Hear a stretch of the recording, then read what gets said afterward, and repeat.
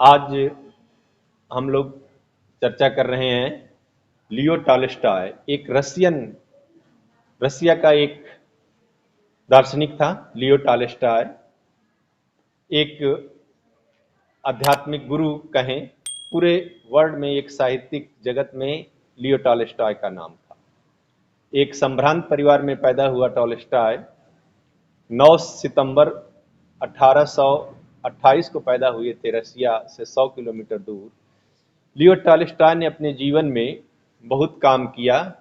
War and piece, उनकी एक किताब लिखी है वार एंड पीस, ये 1865 में लिखी उन्होंने। दूसरा अन्ना करेनिया, 1875 में ये लिखी दोनों किताबें।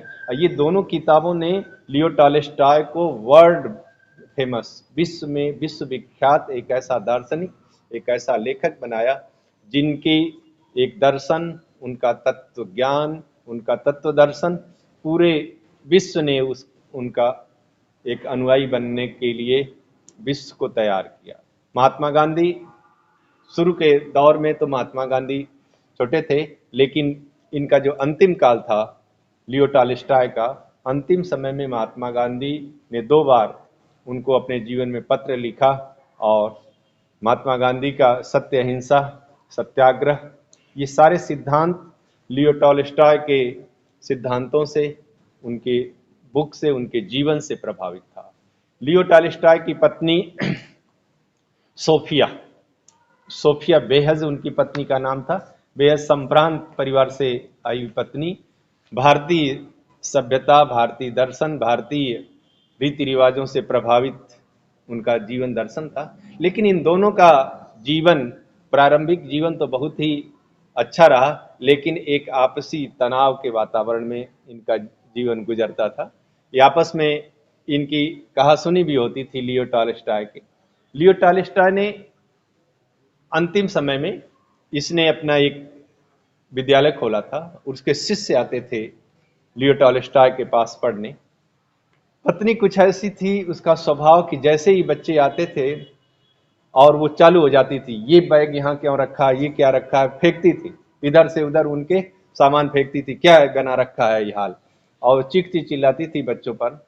बच्चे सामने गुरु से कहते थे, लियो टॉल्स्टॉय से, कि गुरु जी कि मैडम इस तरह से व्यवहार करती है। तो लियो टॉल्स्टॉय कई बार अपनी पत्नी से कहता, तुम बच्चों पर क्यों चीखती चिल्लाती हो, तुम्हें जो कहना है, मुझसे कुछ कहना है तो अकेले में कह लिया करो, कमरे में अकेले।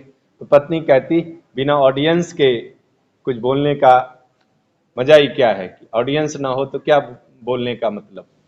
इस तरह की उसकी पत्नी थी। बच्चे कहते, गुरु जी ऐसी पत्नी को क्यों आप जीवन में झेलते हो, वेस्टर्न कंट्री है, यहाँ पर कब पत्नी को डाइवोर्स दे दिया जाए, तलाक दे करके दूसरी शादी किया जाए, ऐसी क्यों आप इनको शादी। लियो टॉल्स्टॉय कहते बच्चों को, आज से ऐसा शब्द दोबारा मत बोलना कि जो आज ने तुम कहा है कि ये मेरी पत्नी नहीं मेरी गुरु है, ये सोफिया मेरी पत्नी नहीं मेरी गुरु है। मेरे धैर्य की परीक्षा, मेरे सहनशीलता की ये परीक्षा है, लेती है कि मेरा टॉलरेंस कहीं कम तो नहीं हो रहा है, मेरा धैर्य कहीं कम तो नहीं होता। रोज लड़ करके, रोज लड़ाई झगड़े करके ये मेरे धैर्य की परीक्षा लेती है कि मेरा धैर्य कहीं कम तो नहीं हो पा रहा है। कहते कि अपने सोचने का नजरिया होना चाहिए, कि सोचने का नजरिया अगर बदल गया तो व्यक्ति बदल गया। कि हमारे समाज में 2 तरह की पत्नियां, एक कबीर की पत्नी, एक तुलसी की पत्नी, 2 तरह की पत्नियों ने पुरुष को बदलना।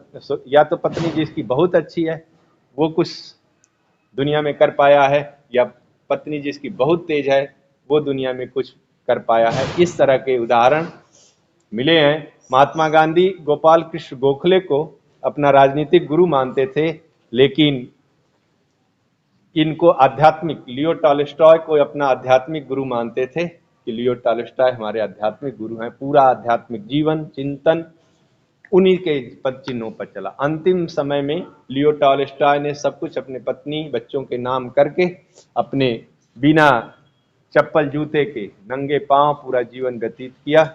विद्यालय खोला, एक ऐसा विद्यालय जहां परीक्षा से मूल्यांकन नहीं, परीक्षा पास करके कोई मूल्यांकन नहीं था, उनका अनुभव, उनका प्रैक्टिकल नॉलेज, उनका ज्ञान ही उनके जीवन को उन्नति करने का तरीका था। धन्यवाद।